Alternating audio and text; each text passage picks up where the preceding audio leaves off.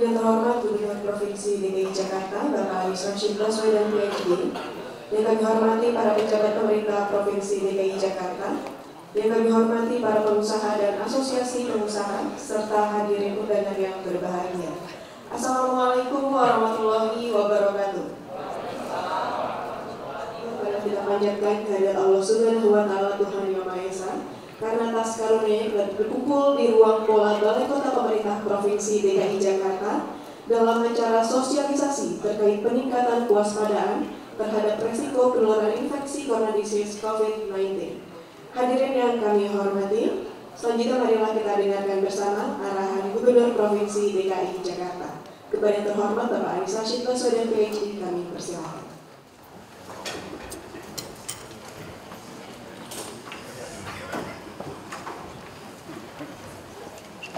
Selamat siang, salam sejahtera untuk semuanya. Assalamualaikum warahmatullahi wabarakatuh. Yang terhormat Ibu Ketua Kadin Provinsi DKI Jakarta, Bu Diana Dewi, kemudian banyak para tokoh-tokoh di sini hadir, Bapak Ibu sekalian, ada Pak Franky, Pak John, dan semuanya saja. Mohon izin tidak disebut satu persatu. Terima kasih atas kehadiran pada siang hari ini. Ketua Hikmi ada di sini. Ya, siap, Bung Habib. Terima kasih.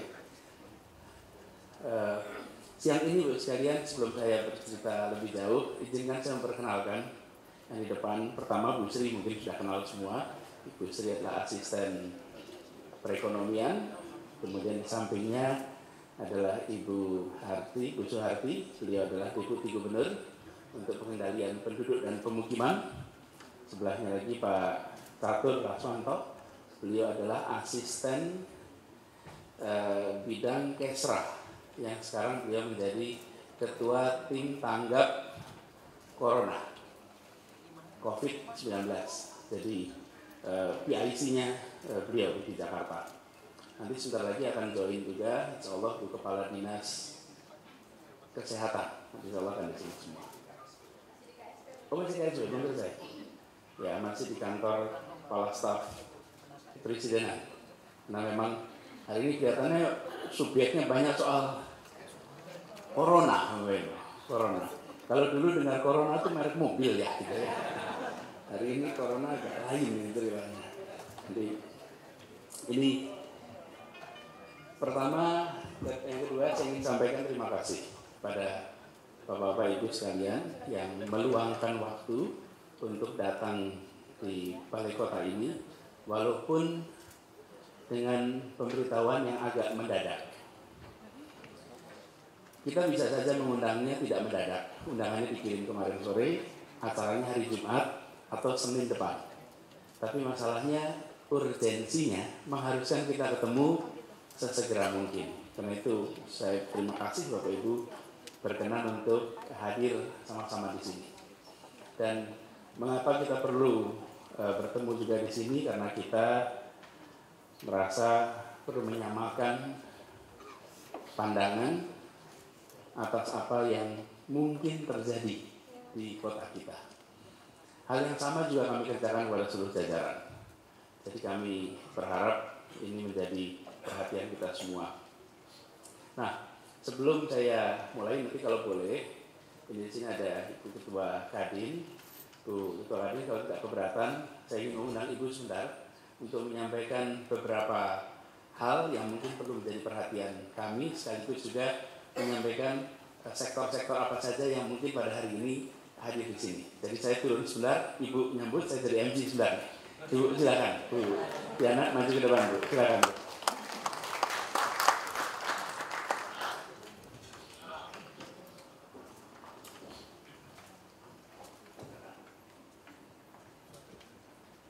Bismillahirrahmanirrahim. Assalamualaikum warahmatullahi wabarakatuh. Yang saya hormati Bapak Gubernur beserta jajaran. Yang saya hormati sahabat-sahabat dari DKI Jakarta yang sangat saya cintai.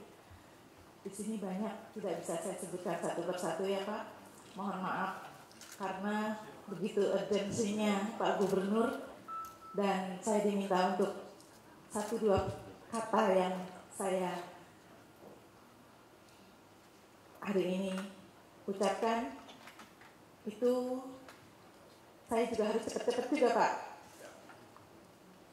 Mohon maaf, dan satu hal yang perlu saya sampaikan, terima kasih sekali dengan teman-teman bahwa tadi sampaikan last minute undangannya.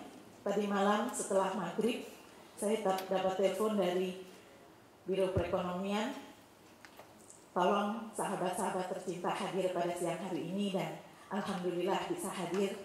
Saya terima kasih. Semoga langkah kita hari ini akan berdampak, di mana pada saat ini kita masih prihatin sekali dengan kondisi, bukan cuma kondisi di Jakarta atau Indonesia saja, tetapi secara global kita dalam keadaan yang memprihatinkan. Kita menyambut baik, apresiasi sekali kepada Pak Gubernur bahwa begitu concernnya, dan kita tidak perlu berbicara ke belakang, tetapi kita tahu semua ini terbuka kondisi yang ada di Indonesia atas awal yang disampaikan secara jujur. Kita semua tahu itu. Jadi kalau ada keterangan yang sangat akurat, tentunya kita pasti preventif. Dan itu yang dilakukan oleh Pak Anies selaku gubernur kita. Kenapa saya sampaikan demikian? Karena di DKI Jakarta ini ternyata sudah lebih dahulu yang mempelopori preventif satu hal. Ada call center khusus 112, 119, dan yang sangat saya mengapresiasi adalah siapa yang merasa mempunyai gejala corona itu tidak boleh ke rumah sakit, tetapi menghubungi call center dan dijemput oleh ambulan yang sudah tersedia. Sangat mengapresiasi, Pak. Jadi tentunya mungkin nanti Pak Anies akan menyampaikan yang lebih komprehensif. Saya rasa cukup dari saya.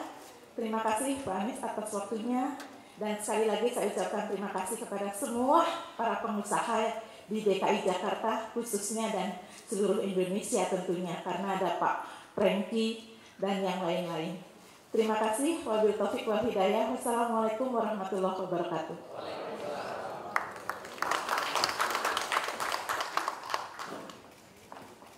Terima kasih Bu Diana. Jadi minggu lalu kita di pembukaan Muker Rapimda Kadin, tonnya juga sudah ton agak berbeda minggu lalu.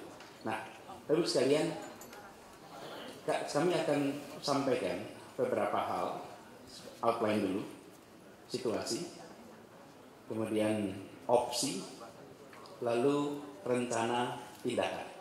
Kira-kira begitu, Saudara. Nah, ini perlu kami sampaikan supaya kita semua on the same page. Kemarin Bapak Ibu, saya mau coba simulasi juga di sini. Kemarin saya tanya dari kita semua di sini, yang setiap hari memonitor berita Jakarta, berapa banyak di sini? Semua. Kalau kita acungkan tangan coba. Yang monitor berita Jakarta tiap hari loh, tiap hari. Alhamdulillah, jadi we love this city, gitu ya. We love this city. Kan kita anggota Jakarta, bukan? Warga Jakarta. Sekarang kalau yang memonitor berita Indonesia tiap hari, Indonesia tiap hari, angkat tangan tiap hari. Ada yang enggak ya? Oke. Alhamdulillah banyak gitu. Kalau yang memonitor berita internasional tiap hari, tiap internasional loh, tiap hari. Lalu sekalian, terima kasih. Kami kemarin lakukan hal yang sama di DKI. Hanya bertujuh yang monitor berita internasional. Di sini juga sekarang nggak banyak yang monitor. Apa konsekuensinya? Ketika kita mengikuti perkembangan Jakarta, maka kita tahu masalah yang ada di Jakarta. Kita mengikuti berita Indonesia, kita tahu masalah yang ada di Indonesia. Kita mengikuti berita internasional, kita tahu masalah yang ada di internasional. Banyak dari kita tidak mengikuti berita internasional on daily basis, sehingga tidak mengikuti problematika yang ada di dunia global yang hari ini sudah memasuki wilayah Indonesia, sehingga tingkat kesadaran atas masalah menjadi kecil. Kita ini kadang-kadang pemberani bukan karena nyali besar, tapi karena tidak tahu masalah. Nah, dulu saya waktu zaman kuliah sering bilang, percayakan pada anak muda untuk melakukan perubahan. Karena anak muda itu pemberani. Kenapa pemberani? Karena anak muda tahu masalahnya separuh-separuh. Nah, karena itulah kenapa berani anak muda itu. Karena tahu masalahnya separuh-separuh. Kalau tahu masalahnya seluruhnya apa yang terjadi? Waduh, nanti kalau begini salah ini, kalau begini salah ini, betul saya. Karena itulah kalau dorongan perubahan biasanya anak-anak muda bukan apa-apa karena separuh kemana. Kami sekarang di sini kumpul nomor satu yang menyamakan pemahaman kita semua atas situasi yang dihadapi dunia sebelum sampai Jakarta. Nah, ini Bapak sekalian yang saya hormati, kita berhadapan dengan situasi COVID-19, Coronavirus Disease 2019. Ini angka terbaru. Bapak Ibu, kalau ini tolong dinyalakan slide ini. Saya lihat sana nyala, ternyata rupanya belum nyala di sini. Nah ini, kita dibantu laser pointernya. Apa yang menarik dari tren ini? Sampai dengan sekarang, case-nya belum mengalami plateauing, masih naik terus. Belum ada plateauing, belum ada tanda-tanda merata, apalagi turun. Kalau ini sales, we're happy, Bapak Ibu. Betul nggak? Iya, naik terus. Kalau bisa jangan sampai ada plateauing. Kalau sales or revenue we're happy. Tapi ketika ini adalah death dan diseases, it is a big problem. Nah, ada 109 negara dengan kasus confirmed COVID-19. Bapak Ibu, ada 126.000, 68.000 yang sembuh, 4.000 yang meninggal. Lalu sering disampaikan bahwa ini begini, boleh nggak kita pakai rule sedikit? Jangan difoto dulu. Nanti saya kirim filenya. Fair enough ya? Nggak difoto tapi dikirim filenya. Karena kalau ke foto, parsial viralable Bapak Ibu.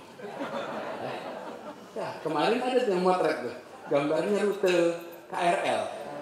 Waduh, ramai betul Bapak Ibu. KRL-nya ikut lompat gitu kan, kaget gitu. Nah, jadi nggak usah difoto tapi nanti kami berikan filenya. Dan itu malah bisa direview lebih enak. Kemudian, yang paling penting adalah bukan saja case-nya meningkat, tapi penyebarannya juga mengalami peningkatan. Kita tahu ini semula terjadi di kota Wuhan, kemudian di Tiongkok, tapi sesungguhnya Ibu Bapak sekalian, kalau bicara tentang penyebaran, maka proporsi penderita terbanyak dengan penduduk itu justru terjadinya di Italia dan Korea Selatan. Lihat angka ini, per 1 juta penduduk, angka itu yang terjadi. Jadi jangan lihat bahwa ini semata-mata soal sewilayah tertentu. Yang berikutnya soal Tiongkok. Tempat ini bermula. Menarik karena Tiongkok sudah mengalami plateauing dan turun. Plateauing dan turun itu karena virusnya memang tertangani atau karena mobilitas penduduknya dikendalikan. Mobilitas penduduknya dikendalikan secara ekstrim. Jadi penyakitnya sendiri, virusnya sendiri belum terkendali. tapi mobilitas penduduknya dikendalikan secara ekstrim. Jadi ini pembatasan sangat ketat. Jangan diartikan sudah mulai turun. Belum. Problemnya masih di situ. Dan yang menarik, di tempat lain di Cina turun, di tempat lain naik. Di Amerika Serikat, di Iran, di Korea Selatan, di Italia, dan hari ini kita sudah mendengar Denmark sudah lockdown juga. Jadi, dan sekarang mulai pejabat-pejabat tinggi pemerintahan satu persatu kena. Bintang film terkenal kena. Ya. Bapak Ibu lihat di sini. Apa yang menarik di data ini? Ternyata di luar mainland China itu lompatan case-nya jauh lebih besar. Ini ketika dilakukan simulasi, bila diukur bobot wilayah atau bobot penduduknya. Bila negara-negara itu dibuat ekuivalen bobot penduduknya dengan Cina, maka sesungguhnya case di Switzerland, Iran, Sweden itu jauh lebih tinggi daripada yang terjadi di Cina. Cuman karena selama ini kita biasanya melihat absolute number, tidak memberikan bobot proporsi dengan populasi. So it's even worse di tempat-tempat itu semua. Maka itu mungkin tidak aneh apabila mulai hari ini Amerika Serikat menutup penerbangan dari Eropa, karena secara proporsi di sana justru tinggi. Sekarang bagaimana Indonesia?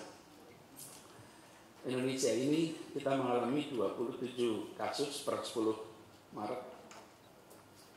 Kita menggunakan referensi data dari pemerintah Kementerian Kesehatan. Kemudian ada kelompok usia yang berisiko, dan sesungguhnya kalau bicara penularan maka anak-anak muda penularan relatif lebih tinggi. Tapi kalau bicara mortality rate-nya maka yang senior lebih, usia di atas 50 potensi itu lebih tinggi. Kita di sini kan di bawah 30, Bu. Jadi Ibu tenang dulu. Bapak sekalian, saya ingin menunjukkan di sini kasus di Italia. Tanggal 20 Februari, Italia hanya memiliki 4 kasus positif. Dalam waktu 18 hari menjadi 9.100. Dan dalam 20 hari sekarang menjadi 11.000.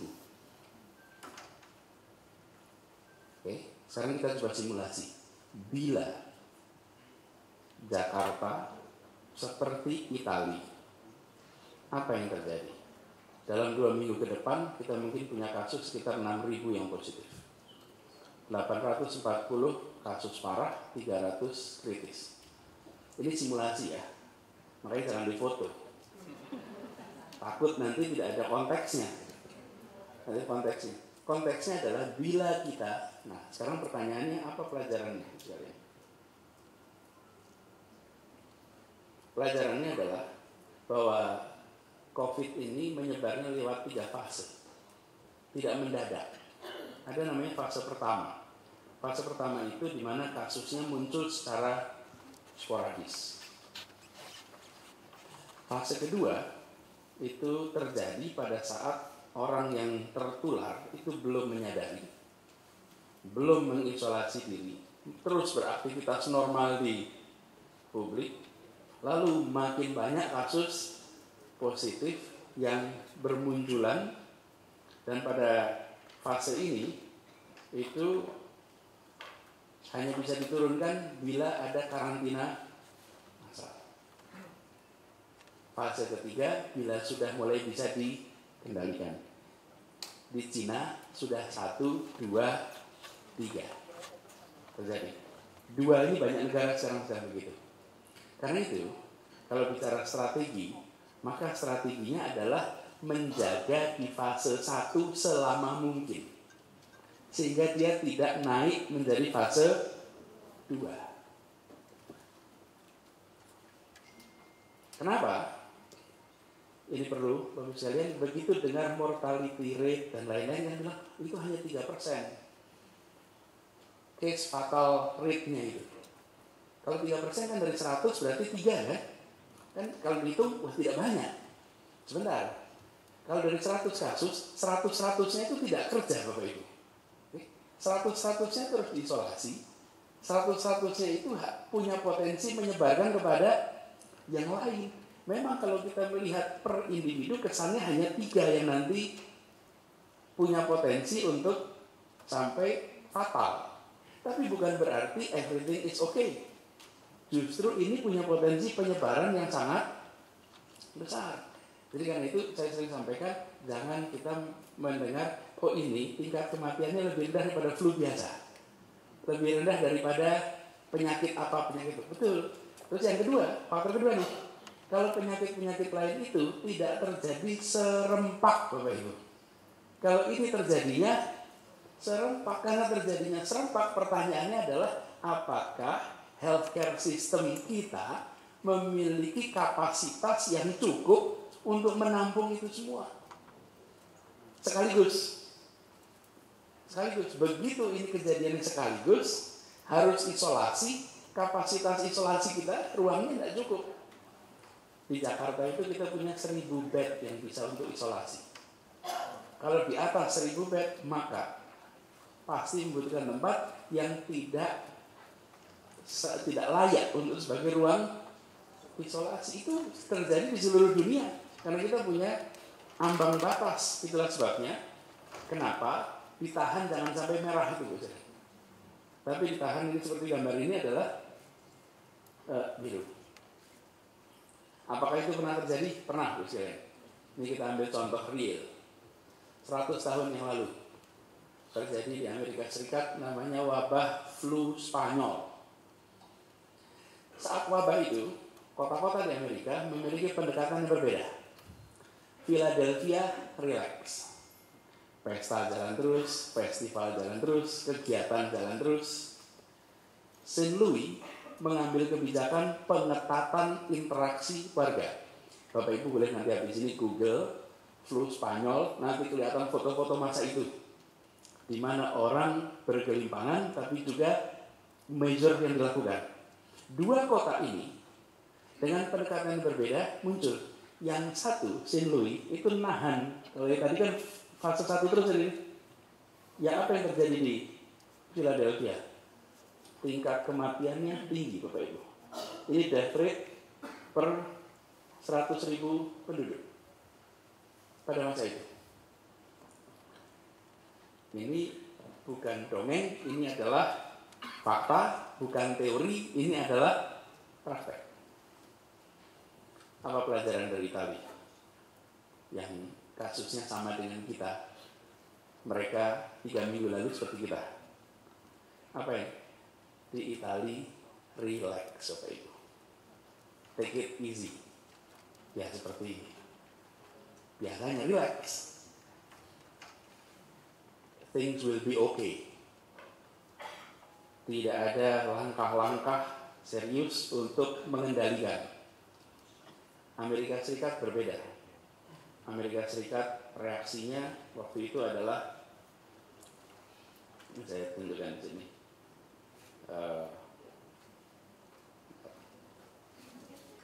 Amerika Serikat ini dianggap kecil.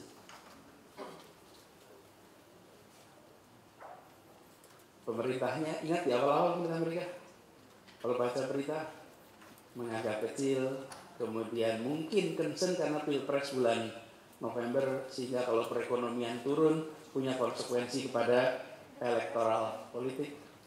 Di Iran ditutup-tutupi. Tidak ada disclosure informasi yang lengkap. Nah, di Italia ketika akhirnya merebak, bayangkan dulu, hanya dalam waktu yang relatif singkat lompat begitu banyak. Sekarang mereka melakukan ini yang dikerjakan, lockdown, batalkan seluruh acara publik, termasuk olahraga, konser, bahkan pernikahan dan pemakaman. Itu minim pendatang, biasanya. Itu enggak? sekolah tutup, perguruan tinggi tutup, penitipan anak tutup, museum tutup, bioskop tutup, gedung pertunjukan tutup. Ini mendengar tutup-tutup begini Bapak Ibu sekalian. Ini dilakukan ketika penyebarannya terlalu masif, terlanjur dibiarkan, akhirnya tidak ada pilihan kecuali draconian measure nih yang diambil. Drastis sekali.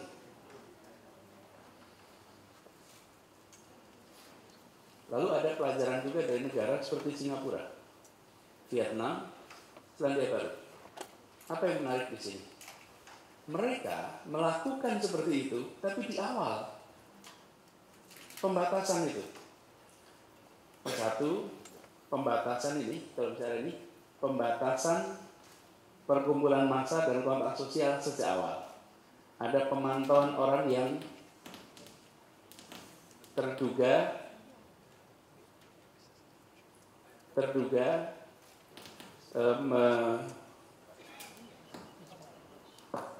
membawa virus COVID.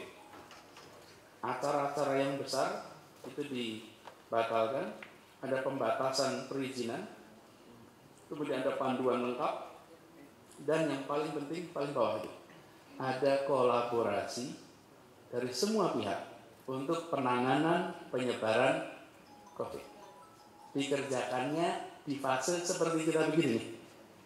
Seperti begini. Karena pada saat ini kita sudah ketemu kasus, belum lompat, mudah-mudahan tidak. Tapi pada saat itu dilakukan kolaborasi dan semua.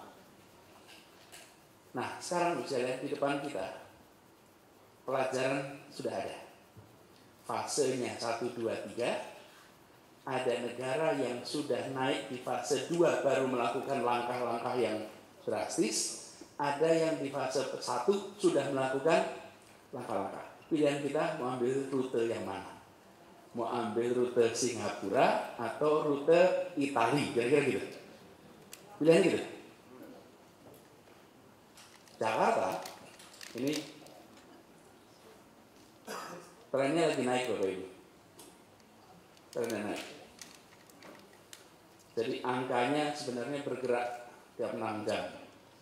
Sesungguhnya kami Bapak Ibu di Jakarta ini memonitor ini perlu saya sampaikan saya. Kami ini monitor ini sejak Januari. Awal Januari tim dinas kesehatan sudah langsung membentuk tim. Semua rumah sakit mereka mendapatkan informasi apa yang harus dikerjakan bila sampai ketemu pasien dengan tanda-tanda COVID-19. 27 Januari itu timnya sudah bergerak Bapak Ibu. Tapi ini semua dikerjakan, datanya rutin. Kalau saya trace back WA itu, rasanya seperti melihat perjalanan waktu makin hari makin naik. Sampai akhir Februari kami putuskan untuk let's go public supaya masyarakat alert. Karena kalau tidak nanti ini menjadi sesuatu yang mendadak muncul. Tapi ingat, menyampaikan itu dimarahi banyak orang juga Bapak Ibu. Ya, tapi kalau kita tidak menyampaikan, nanti malah justru tidak bertanggung jawab. Apa sih pelajaran penting dari kejadian di Singapura? Nomor 1 nih, komitmen mengutamakan keselamatan warga sebagai prioritas nomor 1. Dan di Singapura mengatakan ini, citizen before political stability and economic cost. Itu pemerintahnya yang mengatakan itu. Bahwa nomor 1 keselamatan, baru yang lainnya mengikuti. Karena itu, transparansi data, informasi, sambil tentu menjaga kerahasiaan pasien. Tapi datanya ada, Bapak Ibu bisa lihat websitenya, titik-titik mana di situ ada coronavirus, ada yang lama, ada yang baru, ada yang sudah tidak aktif lagi, itu semuanya ada.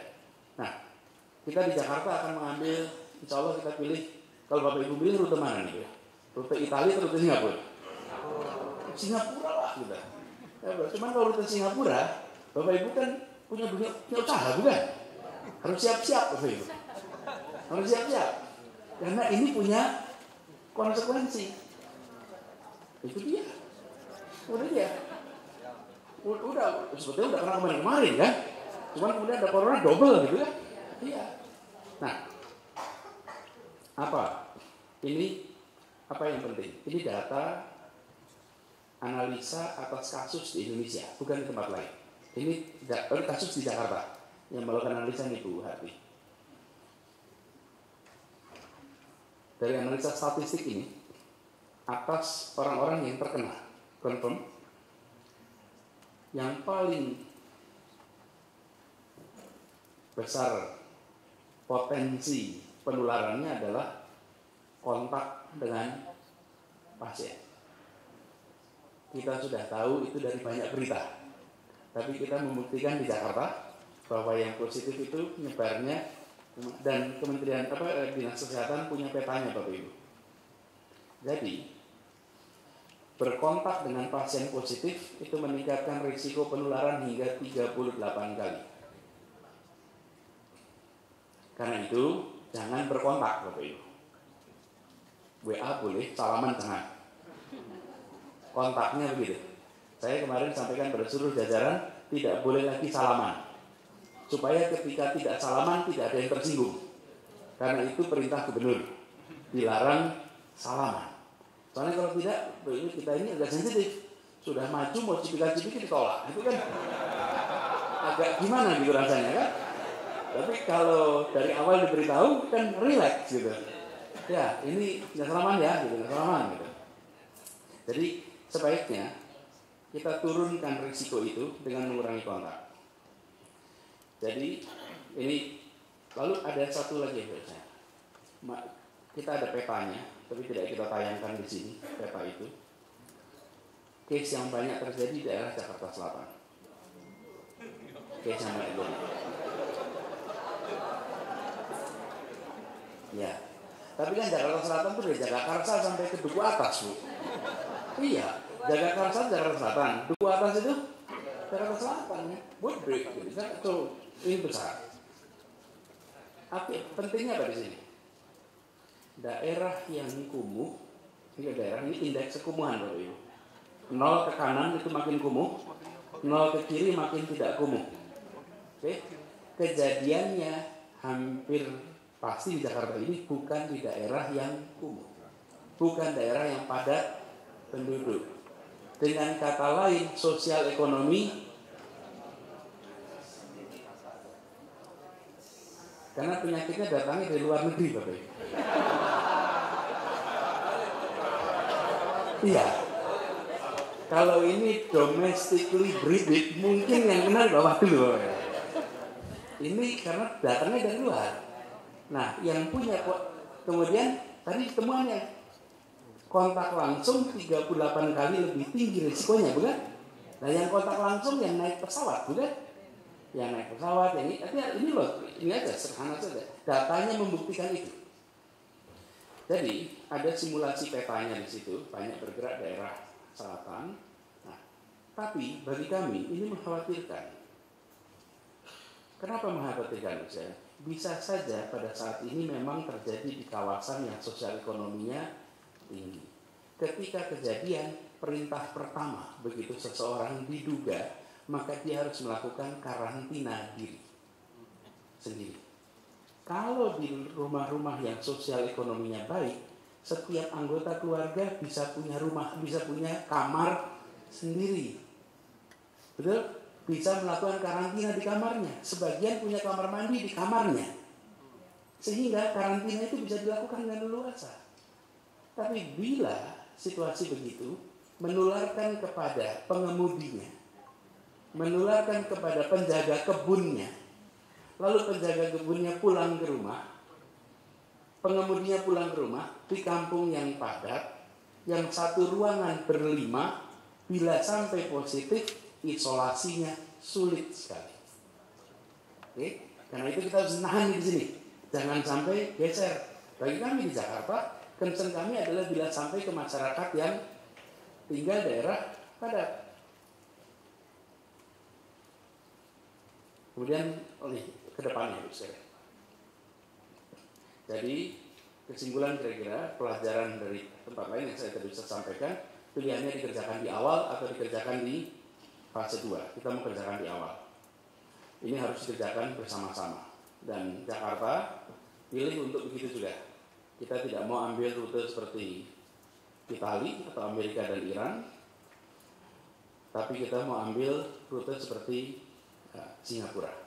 Dan Jakarta ini mulai menerapkan pengendalian penduduk dan pembatasan interaksi sosial secara bertahap dan terukur, supaya tidak perlu ambil ekstrim lockdown. Jadi dari sekarang kita lakukan nih, measured, terukur, dan stage, ada tahapannya. Nah, kami merasa dari perjalanan selama ini, saat inilah waktu yang tepat untuk mulai melakukan tindakan itu. Kami di pemerintah putuskan untuk meniadakan kegiatan-kegiatan yang punya potensi interaksi dengan orang-orang tak dikenal, dengan latar belakang yang bervariasi, yang punya potensi terjadi sentuhan dan penularan.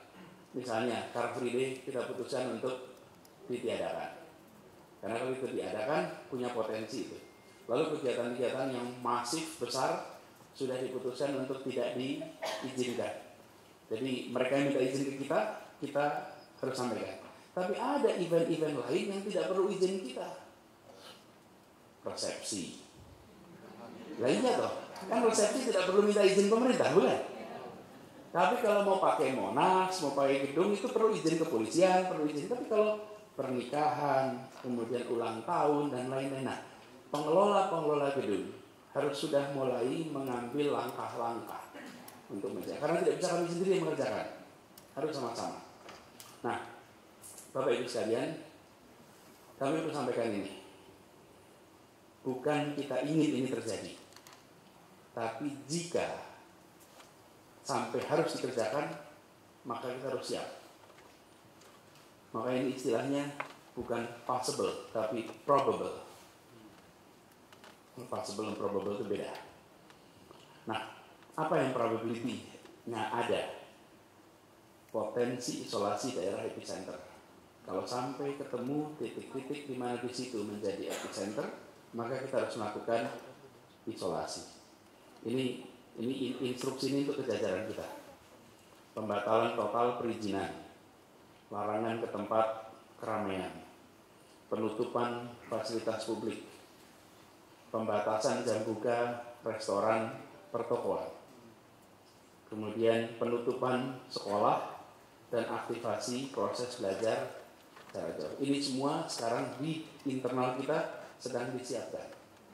If that happens, kami tidak ingin terjadi, tapi bila sampai terjadi, kami tidak ingin tidak siap. Kami harus siap.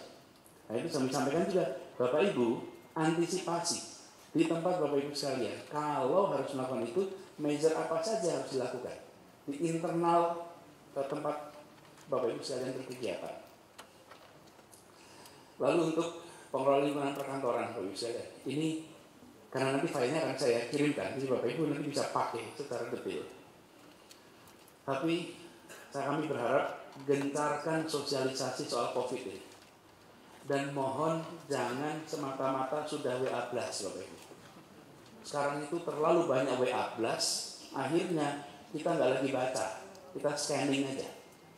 It's just another message. Harus ada mekanisme lain. Kan kira-kira begini, PowerPoint ini dikirimkan lewat WA ke Bu Diana, tolong kirimkan ke seluruh anggota Kadin, kan bisa Bapak Ibu. Tapi dia akan menjadi one of many. Kita harus ketemu. Karena itu Bapak Ibu kumpulkan, jelaskan, sampaikan, sepakati langkah. Lalu acara-acara besar, kalau perlu gunakan video conference. Kalau memang harus bertatap muka, usahakan di tempat-tempat yang terbuka. Pikirkan ini semua. Lalu kebersihan kantor, meskipun ini rasanya standar Bapak Ibu semua, insya Allah sudah tinggi, tapi cuci tangan itu belum tentu dikerjakan secara do it religiously. Kerjakan secara taat. Setiap setengah jam, setiap 1 jam, sebagai sebuah kebiasaan. Dan ini Bapak Ibu, itu namanya cuci tangan ini sangat efektif. Jadi kalau mau mencegah sekantor sepakati 8 jam berapa kali cuci tangan. Mau rapat cuci tangan, mau rapat dimulai. Udah pernah cuci tangan belum? Yang belum keluar cuci tangan. Yang sudah selesai rapat cuci tangan. Jadi itu menjadi it looks small, but it matters. Kedua, jangan sentuh wajah. Udah kita lihat di banyak WA itu. Gambar orang bilang jangan sentuh wajah, habis itu sentuh wajah. Tapi ini harus misalnya Bapak Ibu ingatkan semua. Disinfektan. Kemudian sederhana misalnya petugas kantin, restoran punya prosedur penanganan kebersihan yang baik. Lalu ini Bapak sekalian, kalau ada karyawan yang menunjukkan gejala serupa COVID-19, maka harus melakukan karantina di rumah. Tidak bepergian, harus lapor kepada dinas kesehatan untuk diperiksa. Dan kami di Jakarta ini menyiapkan mekanisme Bapak Ibu. Banyak orang yang ketika terkena merasa sehat. Karena memang mayoritas akan merasa tidak ada gejala yang berat. Memaksakan tetap kerja.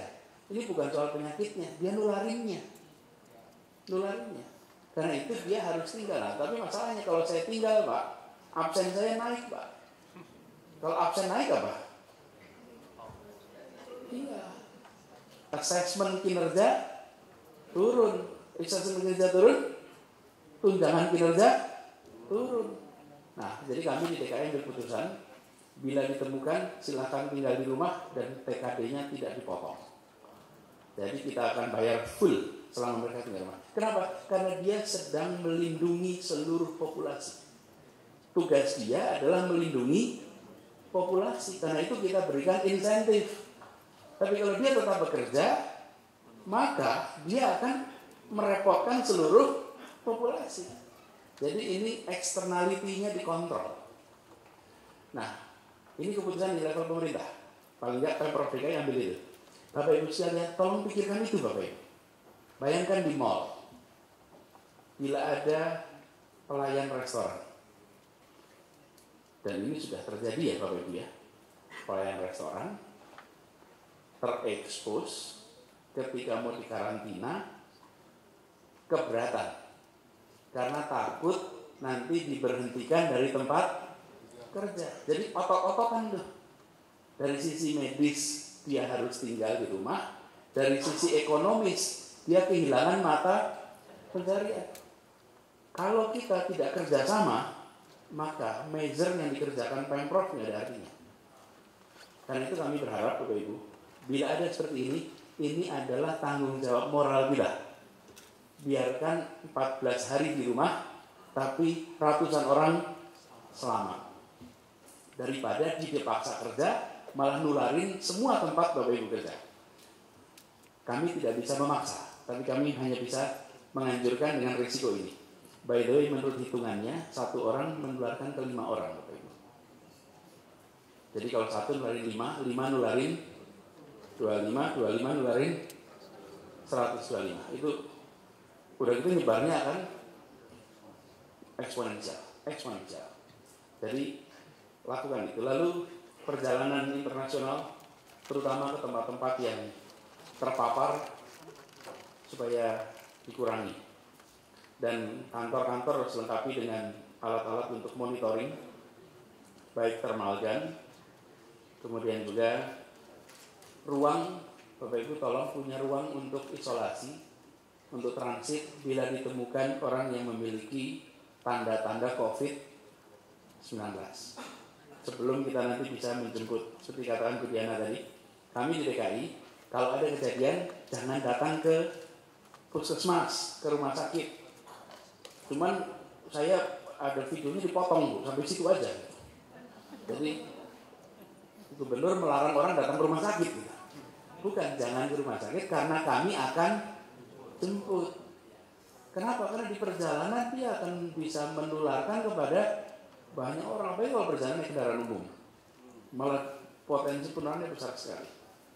Lalu Bapak sekalian, kami punya hotline, dan hotline ini supaya dimanfaatkan bila ditemukan masalah.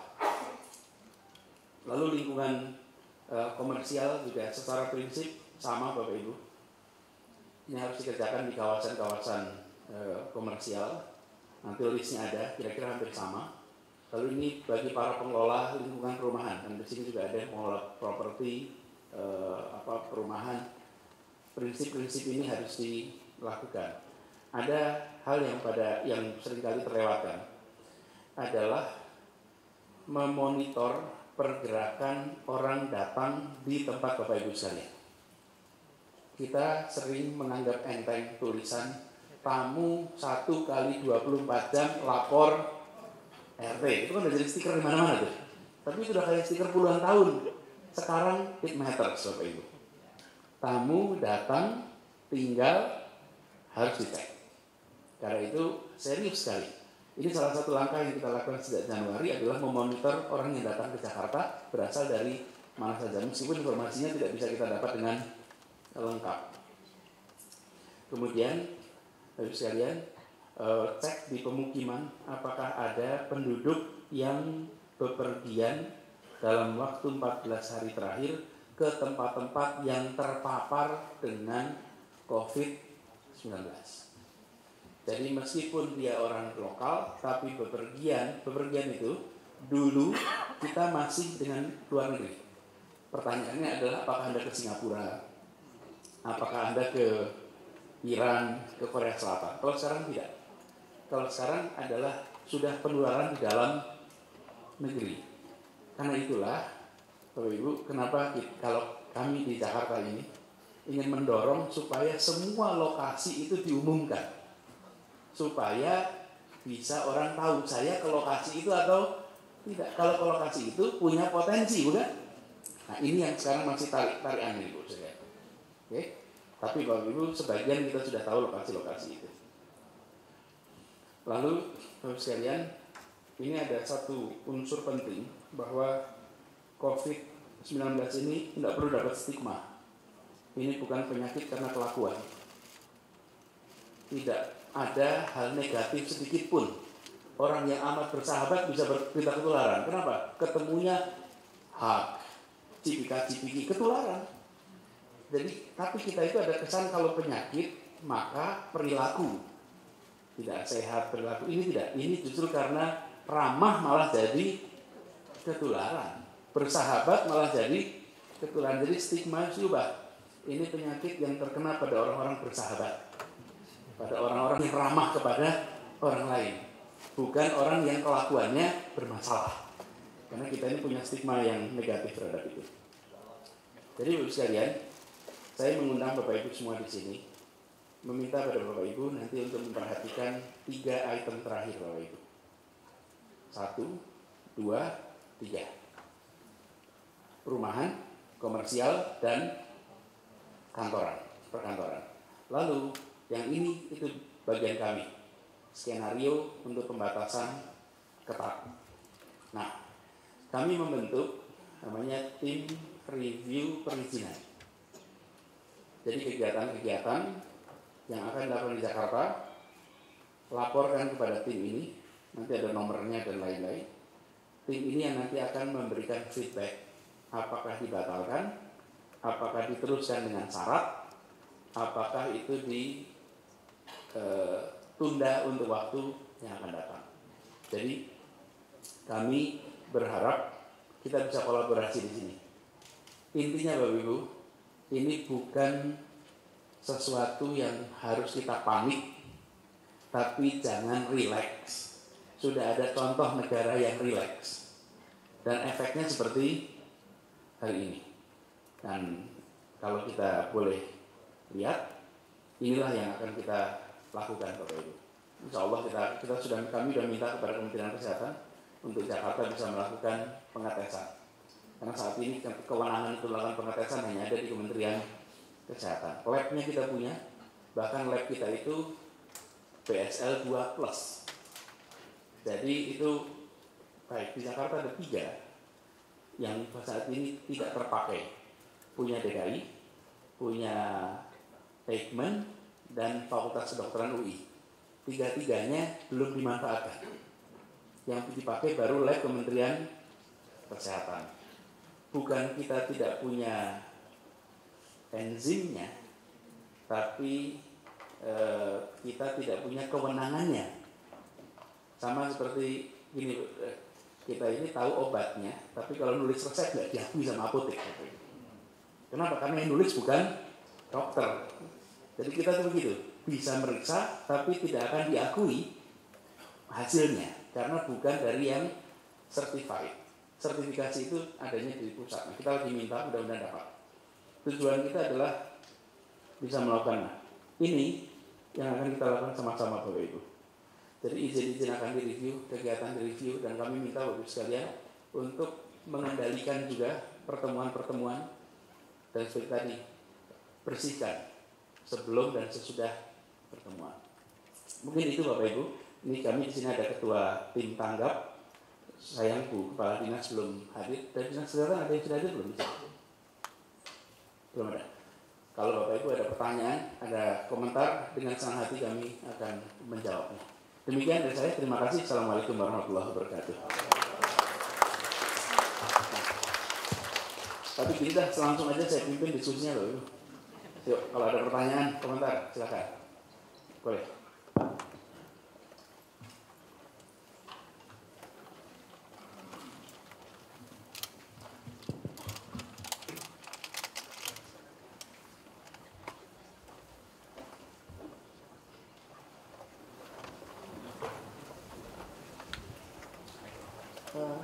Selamat siang semuanya. Terima kasih waktunya Pak Gubernur. Assalamualaikum warahmatullahi wabarakatuh. Saya Hasiana dari ASIPA, Asosiasi Perusahaan Biro Perjalanan se-Jakarta. Anggota kami ada 1.490 perusahaan Pak sampai saat ini. Ada salah satu pertanyaan dari anggota kami yang menghandle kapal pesiar. Kapal pesiar ini ingin merapat di Jakarta tanggal 14 Maret Pak. Sudah merapat itu dari kapal pesiar dari Eropa. Tanggal 9 sudah diterima di Benoa Bali. Tanggal 10-11 sudah diterima di Gilimas Lombok. Dan tanggal 13 akan diterima di Semarang. Nah, mereka ingin juga merapat ke Jakarta tanggal 14 Maret. Ini kira-kira bagaimana ya Pak? Demikian, makasih. Wassalamualaikum warahmatullahi wabarakatuh. Bapak Ibu begini aja, kita daftar semuanya, nanti kemudian kita jawab jadi tidak satu-satu ya. Oke.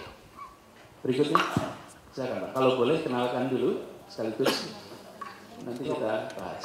Terima kasih Pak Gub. Saya Jeffrey dari Aspiratif, Asosiasi Pameran Perusahaan Pameran Indonesia. Jadi anggota kita ada kurang lebih 900 Pak, dan 80% di Jakarta.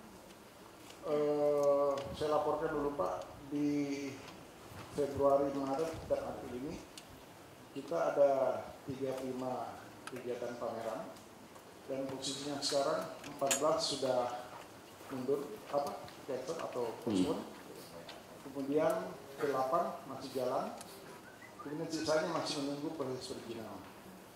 Kami sudah berdiskusi 2 minggu lalu dengan Pak Cucu di Dinas Pariwisata. Secara singkat saja ada 2 kategori yang perlu kita bahas aturannya barangkali Pak, menyangkut masalah risiko apabila melaksanakan satu event, entah itu pameran atau event perusahaan, baik indoor maupun outdoor.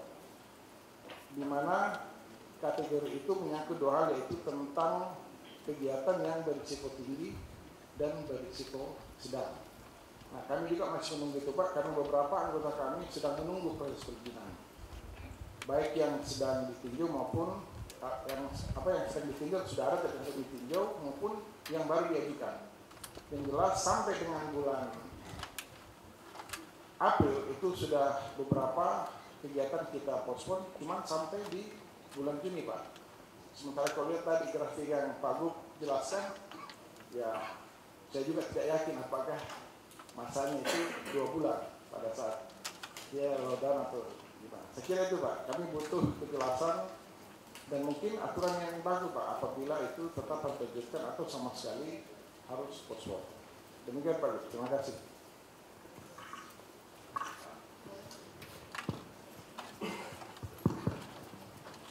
Selamat siang Pak Gub, nama saya Krisnadi dari PHRI DKI. Semalam saya cukup menyimak acara Pak Gub di Mata Najwa, karena materi ini juga sudah dibahas, di mana dari paparan Pak Gub mengutamakan keamanan. Dari PHRI juga Pak Haryadi juga sudah mengemukakan bagaimana kondisi hotel. Khususnya Jakarta Pak, kami sejak bulan Januari sudah sebagian besar meniadakan daily workers. Jadi kalau kita di hotel itu para pekerja itu ada tetap, ada yang kontrak, ada yang daily workers.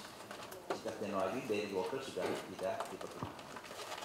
Sedangkan per bulan ini sudah ada hotel berbintang 4 dan 5 sudah mulai merumahkan. Dimulai dari GM-nya dan level manajersnya, supaya lebih terasa juga memberi contoh, bukan dari level bawah.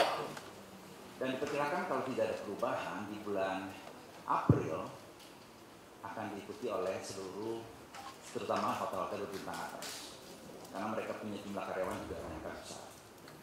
Dan ini efeknya bukan pada si pengusaha hotel, manajemen hotel, dan karyawan hotel, tapi tentu juga termasuk turunannya, yaitu para pemasok yang mostly justru datang dari UMKM. Beberapa insentif sudah diberikan oleh pemerintah pusat. Yang kami inginkan dari Pemprov DKI, ketika kondisi cash flow mulai tersendat, tentu yang diutamakan adalah gaji karyawan.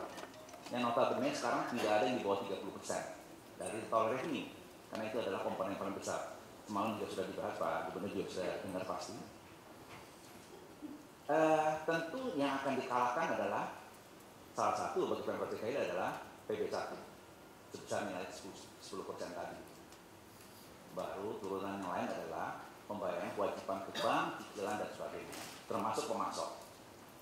Nah, apakah bicara kebijakan dalam hal ini dari penundaan PB1 tadi untuk katakan sekian bulan ke depan melihat perkembangan yang ada, karena kami sekitar 1-2 minggu lalu sedang berpikir untuk bersama teman-teman dari Asita dan juga JTF untuk mengajukan mungkin andai kata alokasi yang diberikan oleh pemerintah pusat turun ke Pemda, apakah itu bisa dipakai sebagai insentif untuk mengundang wisnus dari 33 provinsi untuk tetap datang ke DKI. Namun kami melihat ini tidak bukan solusi lagi sekarang, karena teman-teman saudara-saudara kita dari 33 provinsi pun mungkin juga enggan ke Jakarta, kalau mengetahui bahwa di Jakarta sendiri juga banyak suspek. Mungkin itu dulu. Terima kasih Pak Gubernur. Terima kasih Pak Gubernur yang terhormat. Saya Abi dari Kadin DKI.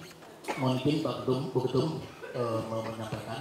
Kami tertarik dengan langkah-langkah yang terakhir yang kolaborasi Pak Gubernur. Nah, kami sebagai insan dunia usaha dan mungkin juga komponen masyarakat kepingin sekali berpartisipasi, cuman kita harus diarahkan dan harus diberikan semacam SOP yang tepat gitu loh. Apakah sosialisasi ataupun tindakan preventif yang bisa kita lakukan di tempat kerja kita dan sebagainya. Itu aja pertanyaan. Terima kasih. Wassalamualaikum warahmatullahi wabarakatuh.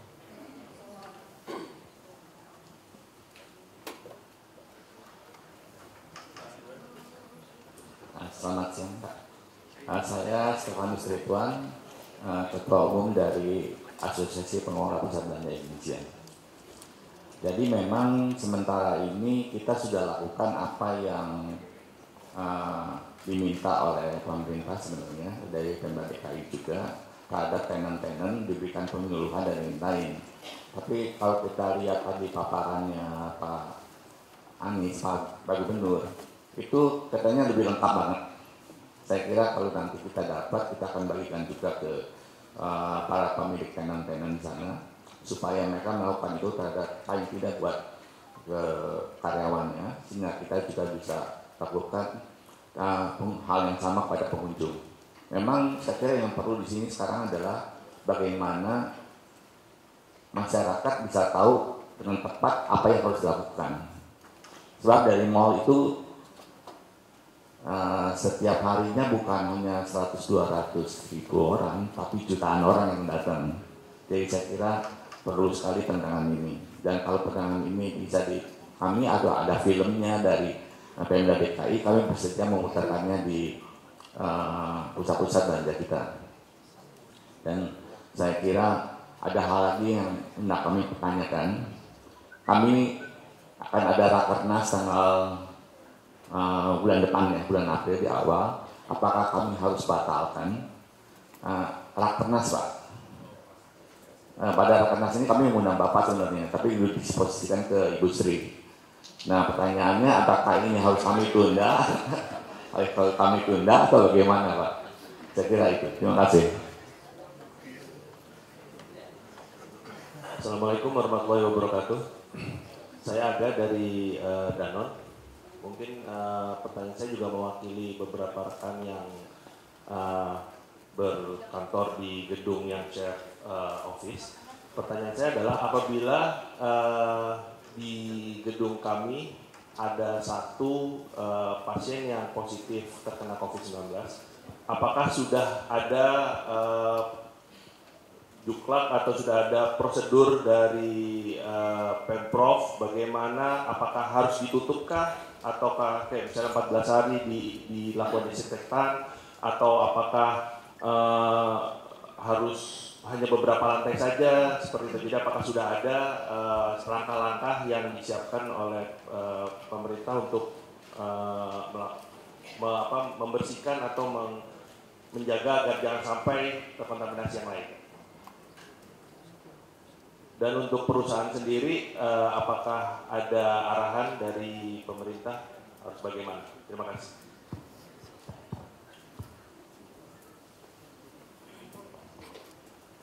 Assalamualaikum warahmatullahi wabarakatuh. Perkenalkan, saya Nena, Pak Gubernur dari PPJI, Perkumpulan Penyelenggara Jasa Boga Indonesia. Kebetulan kami 75%-nya anggotanya adalah penyelenggara perkawinan. Nah ini sebenarnya cukup menjadi masalah buat kami. Memang ada beberapa dari klien-klien kami itu yang mengundurkan diri atau membatalkan pernikahan, bukan membatalkan dalam arti kata membatalkannya, tapi melaksanakannya tidak di tempat lokasi yang besar, akhirnya di rumah saja. Memang ada seperti itu. Mungkin kami minta arahan dari Bapak atau dari mungkin perwakilan dari Dinas Kesehatan bagaimana untuk mengantisipasi ini. Memang ada beberapa dari teman-teman kami, kebetulan kami punya anggota di DKI kurang lebih sekitar 700 pengusaha. Nah, ada beberapa dari kami itu sudah menggunakan hand sanitizer ketika akan bersalaman dengan pengantin dan turun bersalaman dengan pengantin. Itu sudah salah satu langkah yang kita sudah laksanakan. Mungkin lebih lanjutnya apakah bisa ada pengarahan kepada kami, Pak Gubernur. Terima kasih. Wassalamualaikum.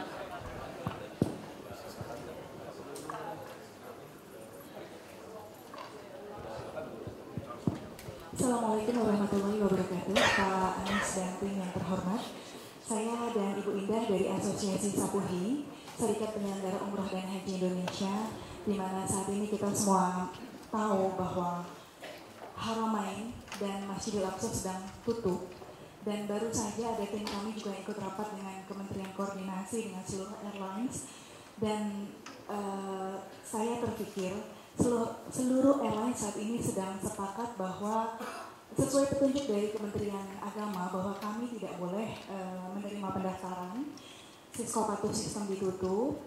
Lalu kami baru saja mendapatkan kepastian dari meeting tadi pagi bahwa airlines akan melakukan refund dengan waktu kurang lebih 3 sampai dengan 12 bulan.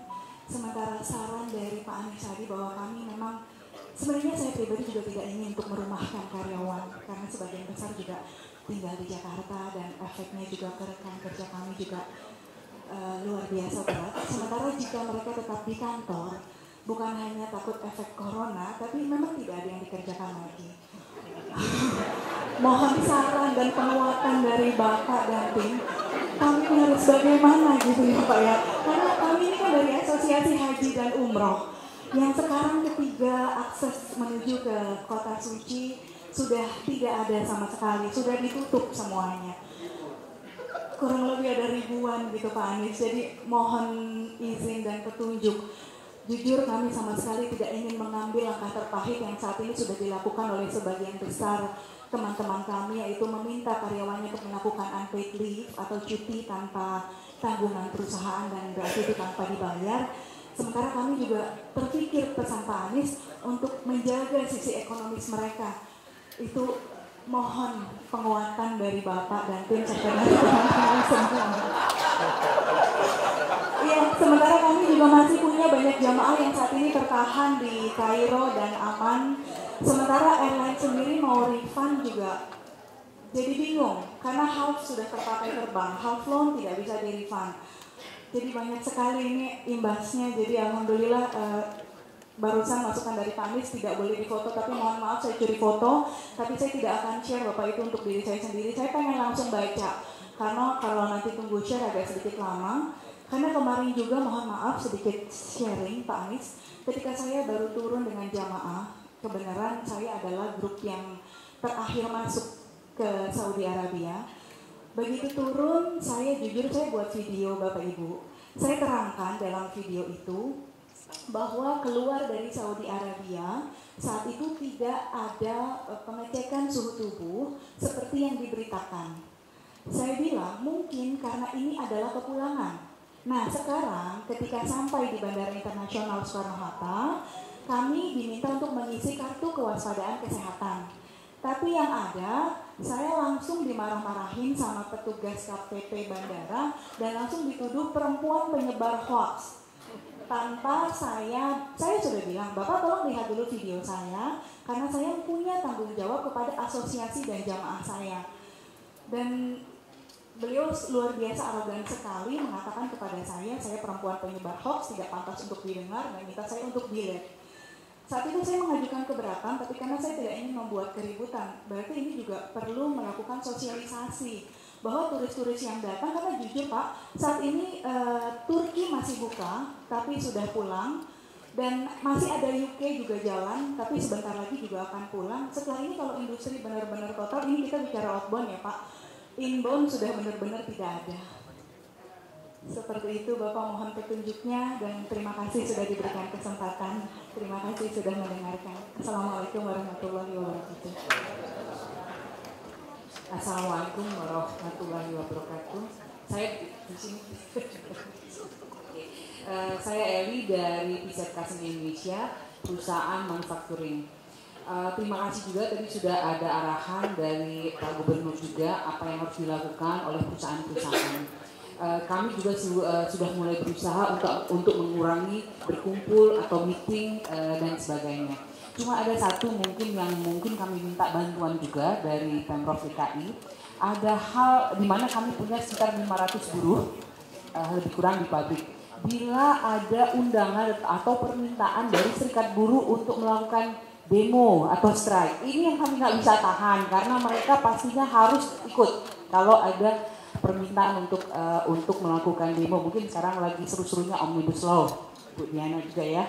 Nah, ini bagaimana? Karena ini mengumpulkan begitu banyaknya orang, sementara kita sendiri berusaha untuk tidak berkumpul. Jadi mungkin mohon pengarahan sendiri juga mungkin Pemprov DKI bisa mengundang serikat buruh juga untuk ketemu dan mensosialisasikan kalau bisa jangan dulu berkumpul dengan jumlah banyak. Kira-kira begitu. Ya, baik. Saya berdiri, Pak, izin berdiri. Baik, Assalamualaikum warahmatullahi wabarakatuh.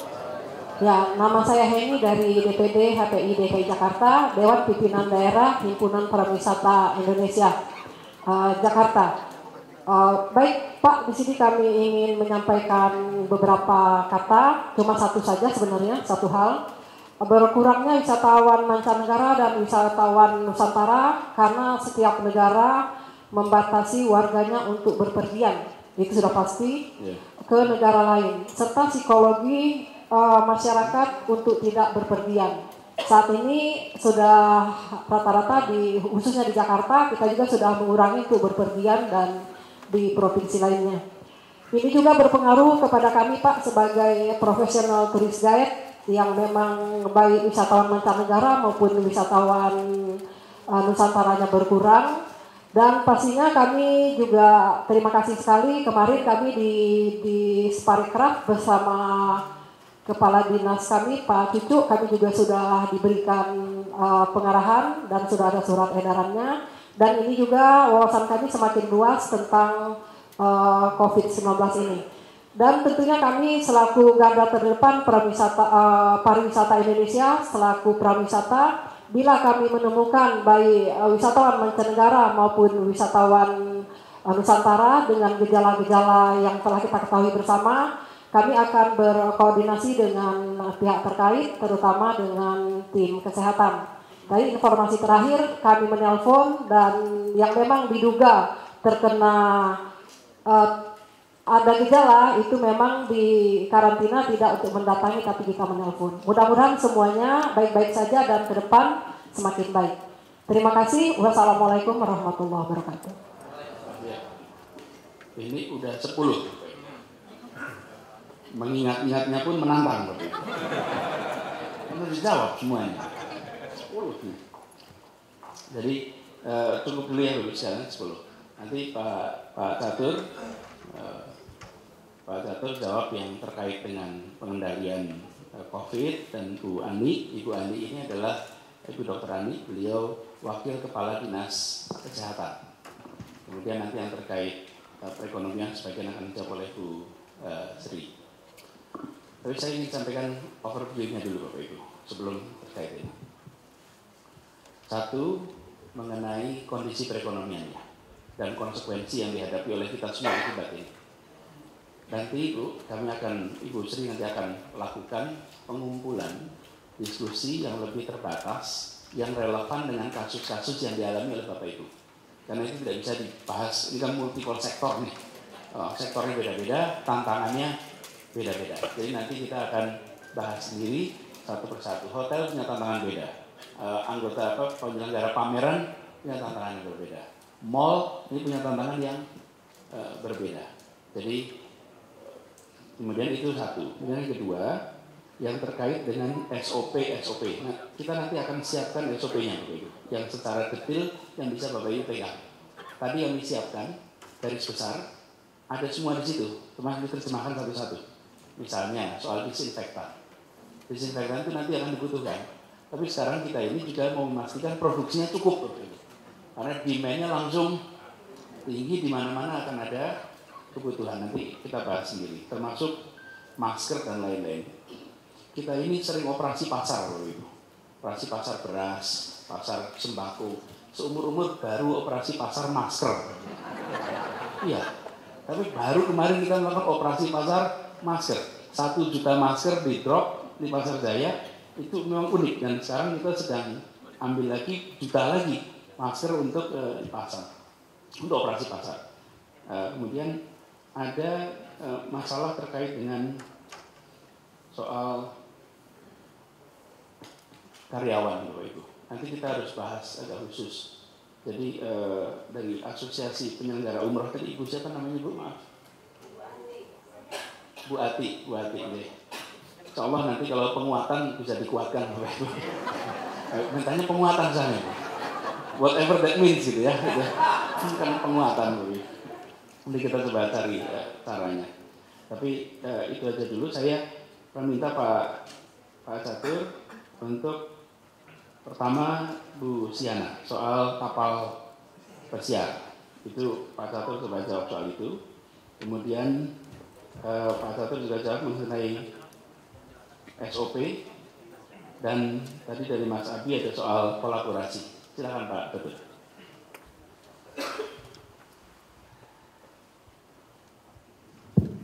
Terima kasih Bapak Gubernur.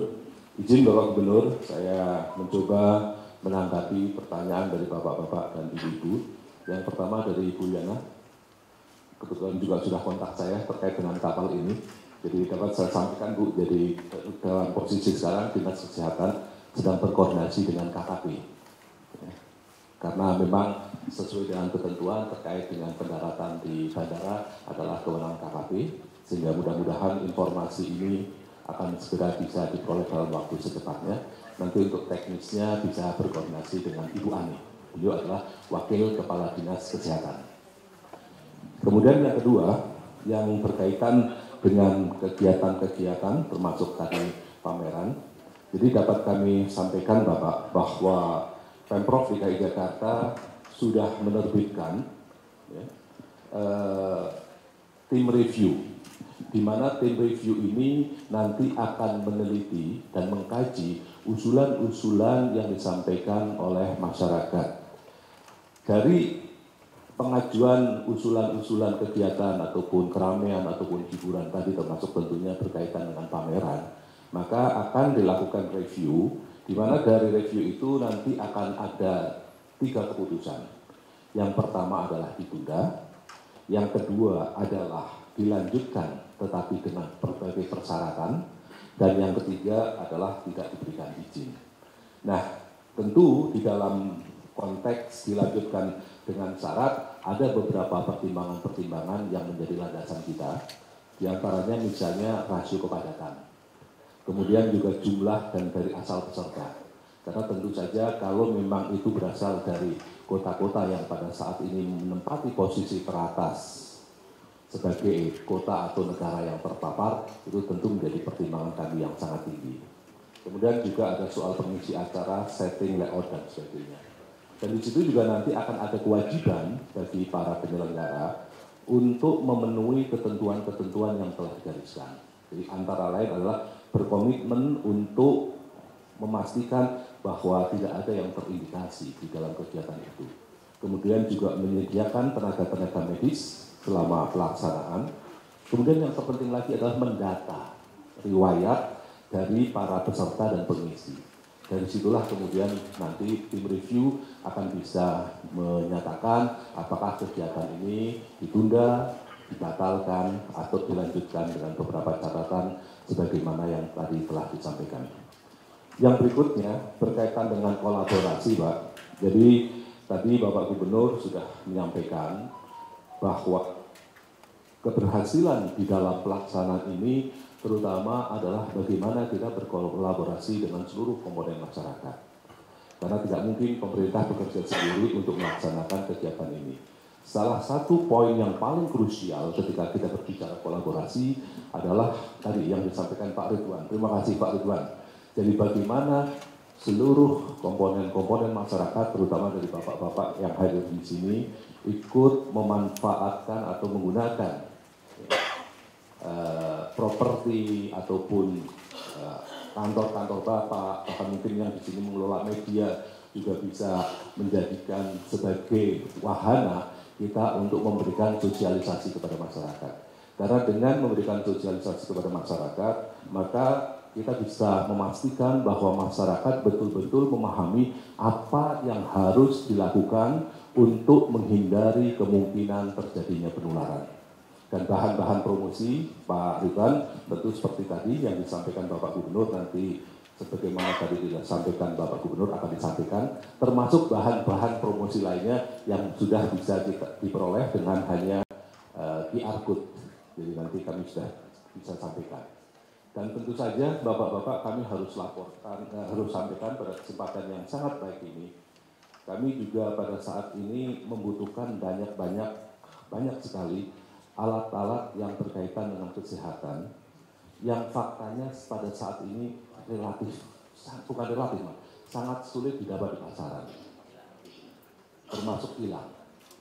Nah, beberapa di antaranya misalnya yang kita butuh adalah APD, alat pelindung diri, di mana untuk petugas, kemudian untuk rumah sakit, itu harus menggunakan alat pelindung diri yang full cover. Posisi itu sekarang sudah sangat-sangat susah. Karena itu kalau bapak-bapak bisa membantu kami untuk mendapatkannya, apalagi bisa bapak-bapak sebagai bagian dari kepedulian membagikan kepada kita, tentu kami sangat berapresiasi. Ada juga misalkan kegiatan cairan disinfektan untuk berbagai moda-moda transportasi, masker, termogan, dan sebagainya. Kami memiliki beberapa detail yang memang diperlukan, dan oleh karena itu pada kesempatan ini kami mengharapkan bantuan ataupun dukungan dari bapak-bapak agar ini sukses semuanya. Saya kira sementara dari kami, kemudian yang berkaitan dengan pertanyaan Mas Aga, terutama berkaitan dengan disinfektan gedung-gedung, kami persilahkan Ibu Kadis, karena ini agak teknis menjelaskan protokol berkaitan dengan bagaimana menangani perkantoran. Silakan. Terima kasih Pak Kapit. Izin Pak dan Bapak Ibu sekalian, untuk masuk atau dalam suatu gedung atau suatu kantor itu memang sudah ada prokatnya untuk desinfektasi. Artinya kalau memang tadi di kantor ada salah satu yang terkena, itu memang sebetulnya semua yang ada di gedung itu memang harus dibersihkan. Artinya didesinfektasi. Kemudian baik itu gedungnya, temboknya, kemudian peralatan semuanya yang ada di situ itu memang sudah ada SOP-nya bagaimana membersihkannya, kemudian dengan cairan apa. Biasanya kita juga bisa menggunakan H2O2, kemudian semua barang yang tersentuh itu semuanya juga mesti dibersihkan. Dan setiap gedung itu harus sudah punya PIC setiap lantai yang mendata bahwa pekerja ataupun tamu yang datang itu berasal dari negara mana. Jadi bisa dilusur apakah ada riwayat yang terjangkit ataupun tidak. Kemudian ada yang memenuhi kriteria atau gejala-gejala. Kalau misalnya tidak berarti bisa tidak apa-apa. Kalau misalnya ada itu masuk ke dalam SOP PDP, artinya orang dalam pemantauan. Jadi demikian. Kemudian kalau yang tadi juga ditanyakan di dalam resepsi perkawinan, memang sebetulnya bagus kalau memang sudah dikasih semua tamu memang dikasih hand sanitizer dan ya thermal gun. Jadi semua gedung atau semua acara pertemuan itu memang harus pakai thermal gun untuk mendeteksi awal. Sebetulnya ada tadi ada kriteria yang memenuhi gejala itu enggak. Kalau misalnya ada gejala baru dipantau untuk sambil nunggu nanti petugas kesehatan, artinya dilapor kemudian nanti menunggu petugas kesehatan untuk tracking selanjutnya. Mungkin itu yang bisa saya sampaikan, Pak Satu. Baik, terima kasih. Bu Sri, silakan.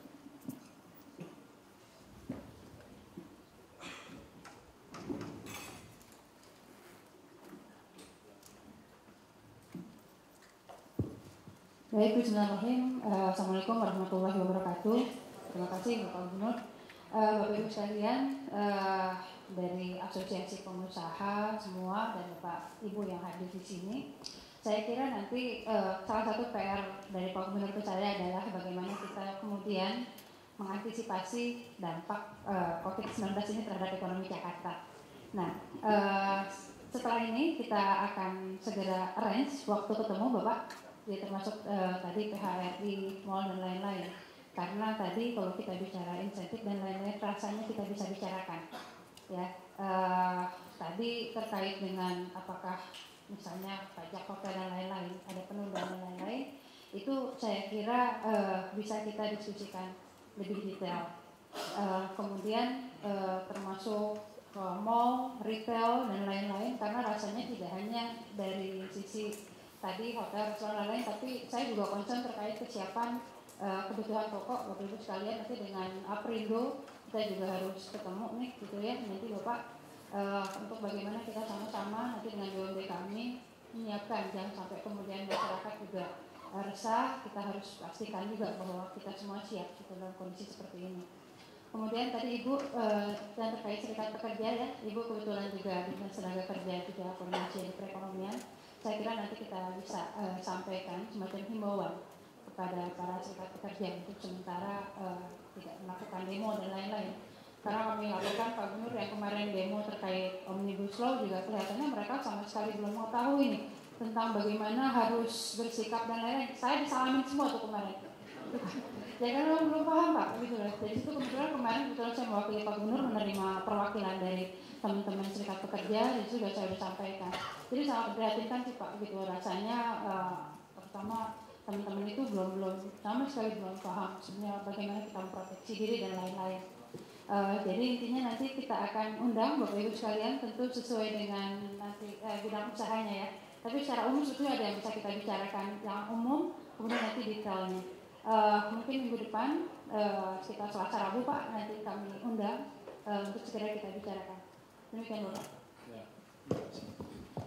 Jadi Bapak Ibu sekalian, kalau lihat ini semua ya, kira-kira ada tiga aspek yang perlu kita lihat sama-sama. Satu adalah strategi kita sama, kami berharap begitu. Tadi kita sudah dengar paparannya, maka strategi kita sama. Apa strategi kita sama? Nomor satu, memprioritaskan kesehatan keselamatan. That's number one. Kemudian dari situ, Bapak Ibu sekalian, turunannya yang harus kita sama-sama lakukan adalah secara serius melakukan semua social distancing measure. Ini strateginya itu. Kenapa? Karena kita tahu kalau kontak terjadi, maka risiko meningkat 38 kali. Oke? 38 kali. Jadi strateginya sama. Semua kantor kita harap nanti jangan lagi tadi saya katakan salaman, jarak duduk, kemudian model-model pertemuan itu semua social distancing measure dipakai. Dan yang ketiga adalah soal kebersihan yang disampaikan. Di semua kantor masuk keluar harus ada hand sanitizer, disinfektan, tempat cuci dan lain-lain. Bapak Ibu, banyak dari kita yang tidak punya cukup fasilitas itu. Banyak yang tidak cukup fasilitas. Ini harus betul-betul serius. Nah, nanti ini yang aspek strategi ini kita akan berikan kepada Bapak Ibu sekalian listnya secara lengkap sehingga itu nanti bisa dipakai. Terus yang kedua adalah kerjasama Bapak Ibu. Kerjasama ini bahan-bahan yang kami miliki, kami berharap bisa juga menjadi bahan yang Bapak Ibu ikut sebarkan. Ada yang punya website, ada yang punya slot kampanye, kalau bioskop punya tempat, mall juga punya tempat. Jadi kita kerjasama nih di aspek itu. Supaya apa yang kita kampanyekan juga yang Bapak Ibu ikut kampanyekan, kita kerjakan. Terus yang ketiga, tadi kedua kerjasama, yang kedua bekerja bersama Bapak Ibu. Di antara Bapak Ibu sekalian yang mau ikut sama-sama, kami akan membentuk tim kolaborasi antara kami di Pemprov dan dari dunia usaha. Ini sifatnya voluntary. Bila Bapak Ibu institusinya berkenan, yuk bantu kami. Nanti kita akan kerja bersama. Ini tim ini nantinya ada dari DKI. DKI itu ada 2 unsur. Ada dari dinas, ada dari biro di sini, dan ada dari BU BUMD. BUMD ini ada salah satu dari BUMD. Nanti kita akan sama-sama. Nah yang ini kita mengerjakannya bareng-bareng Bapak Ibu. Di tim ini nanti Bu Sri yang akan koordinasi. Harapannya nanti banyak hal kita bisa rumuskan di sini. Bapak Ibu, kami semua menjalani ini juga bukan lebih tahu dari Bapak Ibu semuanya. Ini adalah situasi yang juga baru kita hadapi. Kita tidak pernah menghadapi pandemik seperti ini kira-kira. Jadi kita ingin kolaborasi di 3 aspek itu. Aspek strateginya, aspek kerja sama, dan aspek kerja bersamanya yang kita lakukan. Nah, untuk itu, kalau tidak keberatan Bapak Ibu, nanti di luar mohon Bapak Ibu berkenan untuk menuliskan siapa yang bisa menjadi contact person dari institusi yang Bapak Ibu miliki. Apakah Bapak Ibu sendiri atau pihak yang lain yang nanti akan in close contact with us. Kalau perlu nanti buatkan semacam grup yang kita bisa sampaikan informasi dengan cepat untuk semuanya di sini. Lalu Bapak Ibu sekalian, ada beberapa hal yang saya perlu garis bawahi tadi. Misalnya sudah berencana off kegiatan sampai bulan April. Ini bagaimana yang Juni? Bapak Ibu, kami beri contoh. Minggu lalu kita memutuskan Formula E ditunda. Ini bagi perhotelan hit, bagi transportasi hit, karena kita menghitung kemarin faedah perekonomiannya itu sekitar 1,2 triliun yang bergerak di Jakarta. Kalau ada Formula E di sini. Jadi ketika diputuskan tidak, itu artinya kita akan kehilangan itu konservatifnya 1,2. Sesungguhnya bisa jauh lebih besar lagi. Tapi kenapa kita harus putuskan awal? Karena dalam hitungan kami, kalau sampai bulan Juni mungkin belum bisa seperti ya, bukan kitanya saja, tapi berbagai belahan dunia. Jadi harus siap untuk waktu yang lebih panjang. Jadi kita juga harus siap lebih panjang. Mudah-mudahan haji sih sudah dibuka ya Bu ya. Sehingga haji itu bulan haji Agustus. Ini belum tahu juga misalnya, belum tahu. Ini akan sejarah juga ini kalau sampai terjadi. Jadi kita siapkan untuk waktu yang lebih panjang. Kemudian ada juga yang memberikan catatan tentang pernikahan Bapak Ibu. Ini yang serius, menurut saya pernikahan ini agak punya potensi penularan yang cukup serius. Harus ada Bapak Ibu measure, nanti disiapkan saja tempat cuci, tempat disinfektan, datang dan pergi. Dan Bapak Ibu kalau perlu Bapak Ibu sampaikan bahwa tidak perlu kasihan pengantinnya Bapak Ibu. Ya, artinya punya potensi exposure paling besar itu kan pengantin. Salaman cara Sunda itu bagaimana Bapak Ibu? Ketemu nggak tangannya? Enggak, artinya kita juga punya tradisi yang tidak ketemu tangan, kan boleh-boleh saja bukan?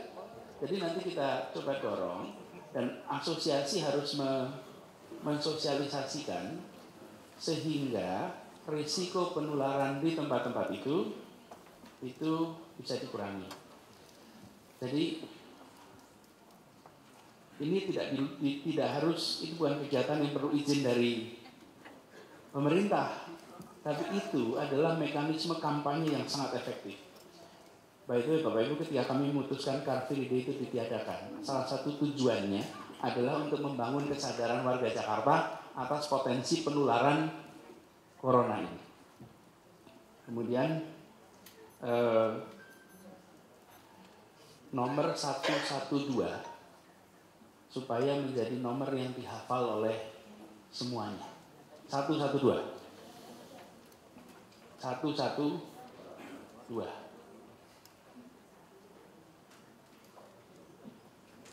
Nomor 119 juga ada, tapi bukan ke kami, itu ke pemerintah pusat, ke Kementerian Kesehatan. Kalau Bapak Ibu kontaknya 112, maka akan ke kita.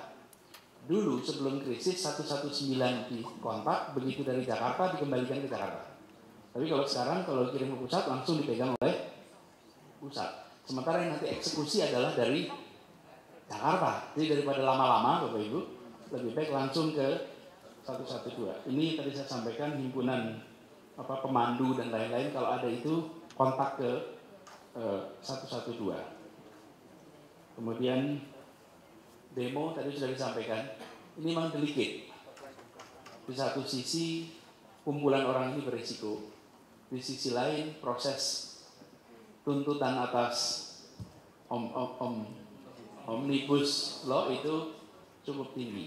Jadi tadi sudah disampaikan, mudah-mudahan nanti bisa lebih dikurangi, tapi kalau kita bicara kenyataannya, ini bukan sesuatu yang mudah untuk dikendalikan. Nah, saya rasa itu Bapak Ibu sekalian beberapa poin-poin yang penting.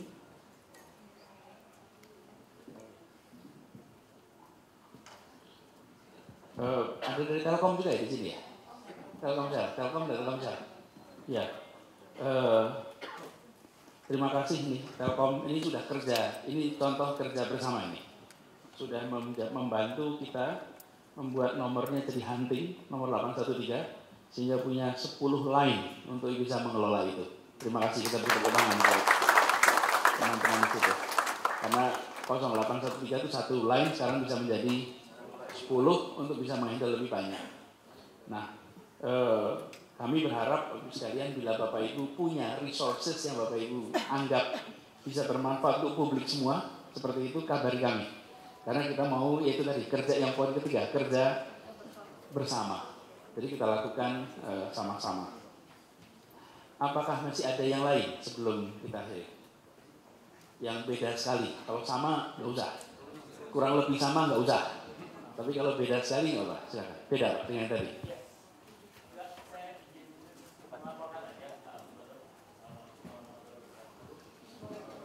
Saya Solihin sebagai Sekjen Aprindo. Kami tentunya yang diharapkan kalau terjadi apa-apa keruannya ke tempat kita biasanya ya. Nah, kalau dari ukuran yang sekarang kita siapkan itu stok, rata-rata kalau di gerai-gerai itu dalam keadaan normal paling tidak 2 minggu, untuk waktu 2 minggu nggak ada masalah, kecuali terjadi hal-hal seperti yang kemarin sempat setelah diumumkan itu terjadi panic buying untuk daerah-daerah tertentu. Sedangkan di DC itu kurang lebih sekitar 3 sampai 4 minggu. Nah, mungkin kondisi yang sekarang yang paling sulit didapat yang tadi disebutkan di luar daripada sembako yaitu gula, Pak Gubernur. Gula saat ini di kita menjadi barang langka karena harga eceran tertinggi yang diberikan oleh Departemen Perdagangan yaitu harganya 12.500, sedangkan harga belinya sudah jauh di atas daripada harga yang ditentukan. Nah, sedangkan para pabrikan dan supplier tidak mau menjual di bawah harga HET. Itu yang saya laporkan Pak Gubernur sebagai Asosiasi Pengusaha Retail Indonesia. Terima kasih. Ya. Ini salah satu tantangan tersendiri Pak. Baik. Gitu Pak. Assalamualaikum warahmatullahi wabarakatuh. Selamat siang, salam sejahtera. Saya Glenn dari Ivendo, Industri Event Indonesia. Kami dari kemarin sudah cukup agak tenang dengan adanya ketegasan dari pemerintah, adanya bahwa ada kalau ada tersangka pasien terduga itu telepon ke 112 kemudian dijemput. Nah, ada beberapa hal lagi yang kami butuh kayak ketegasan dari pemerintah. Misalnya ketika kami mau mengadakan event ada batasan-batasan bahwa ini boleh, ini nggak boleh, ini boleh gitu loh. Nah, kalau ada itu jadi kami pun pas mengajukan surat izin keramaian atau yang lainnya, kami cukup tahu diri gitu loh. Maksudnya kalau ini nggak bakal keluar nih izinnya, ini nggak bakal boleh, yang ini boleh gitu. Nah, kami mohon adanya informasi yang konkret untuk ini, dan bukan cuma di dunia event tapi ya di beberapa kegiatan lainnya. Oke, itu aja. Terima kasih. Assalamualaikum warahmatullahi wabarakatuh. Ya, oke. Assalamualaikum warahmatullahi wabarakatuh. Nanti habis ini Ibu deh, ya udah ngacung-ngacung terus nggak dapat Pak. Saya Handoko Pak, pengurus koperasi tempe tahu DKI yang membawai kurang lebih sekitar hampir 10.000 pengrajin tempe tahu yang ada di Jakarta, yang setiap hari bersentuhan langsung dengan para pedagang maupun para konsumen kita yang ada di pasar tradisional. Ya. Untuk itu Pak, kami karena itu membawai orang banyak, ya, para pengrajin takut, ya, takut pengrajin kita, pedagang tempe kita kena virus itu. Kalau itu terjadi, nanti dampaknya yang luar biasa karena artinya penggemar tempe tidak lagi. Maka dari hal tersebut, saya mohon Pak, ada mungkin sosialisasi kepada pasar-pasar tradisional maupun pada para pengrajin kami yang ada di DKI ini supaya itu tidak terjadi penularan virus tersebut Pak. Kira-kira itu aja Pak. Terima kasih. Assalamualaikum warahmatullahi wabarakatuh. Assalamualaikum Pak Gubernur.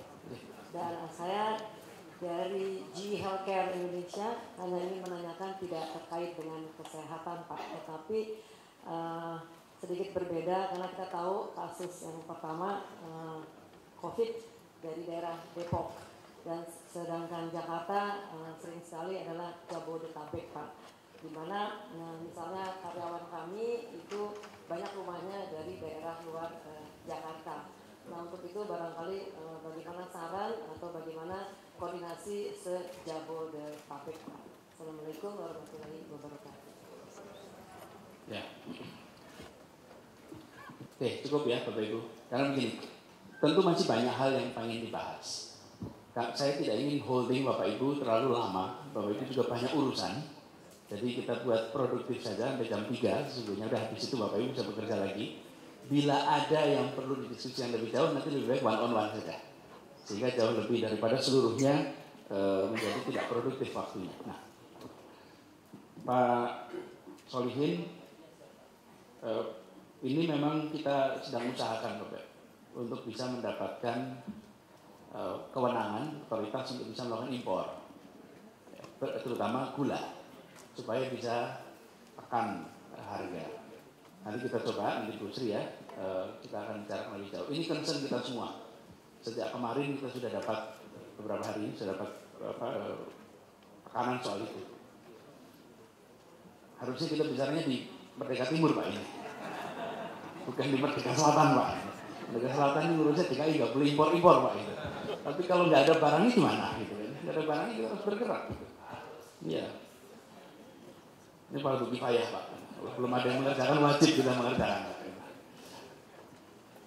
Pak Ilham, Pak Ilham nanti di tentang kriteria itu kita siapkan. Tapi sesungguhnya Pak, sesungguhnya ini agak berbeda dengan pola perizinan yang umumnya Pak, yang kita bahas di sini.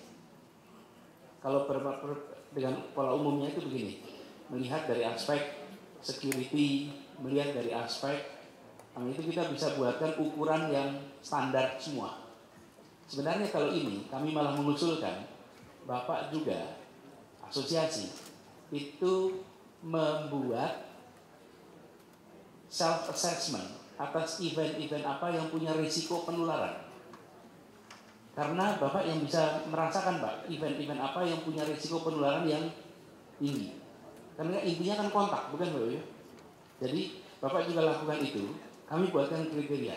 Karena belum tentu kriteria generik itu cocok untuk setiap kasus di tempat Bapak. Ya, kami nanti biar disiapkan oleh tim. Kemudian yang tahu sampai Pak Joko ya, asosiasi sosialisasi di pasar tradisional ya. Insya Allah Pak, kita di Jakarta ini punya 153 pasar. Yang Kepala Pasar Jaya nanti kita juga akan lakukan.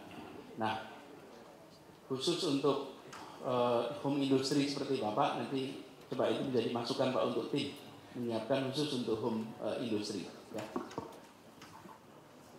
Kemudian yang terakhir tadi mengenai bagaimana dengan wilayah-wilayah di luar, ya, memang Pemprov DKI itu dibatasi batas. Ada batas nggak boleh masuk wilayah lain. Gitu. Kalau masuk wilayah lain itu pelanggaran. Gitu. Tapi kami ambil prinsip begini Bapak sekalian.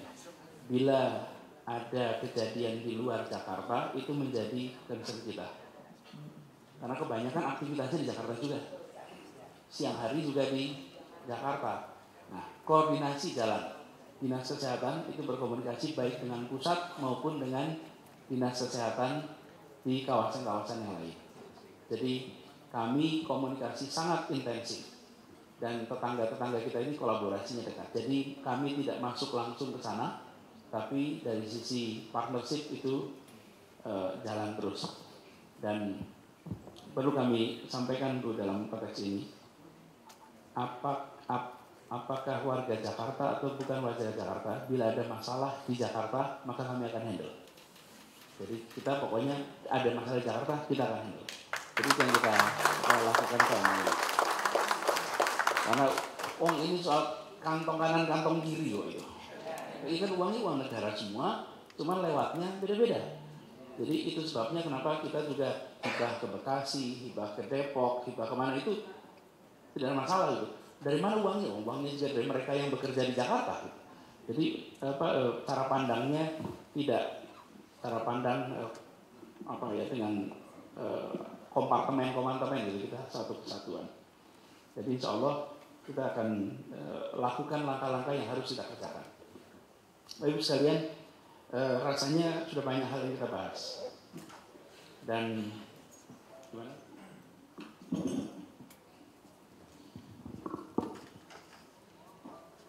Sudah banyak bahan yang kita bahas. Nanti file-file ini akan kita kirim sesegera mungkin. Insya Allah sore ini sudah dikirim ke Bapak Ibu semuanya. Kemudian kami berharap Bapak Ibu nanti mencantumkan nama, nomor kontak untuk kita bisa komunikasi. Lalu Pak teman-teman KDH supaya siapkan kertas absen ya Bang ya. Pak Andika ya sudah, Pak Andika siapkan Pak Andika.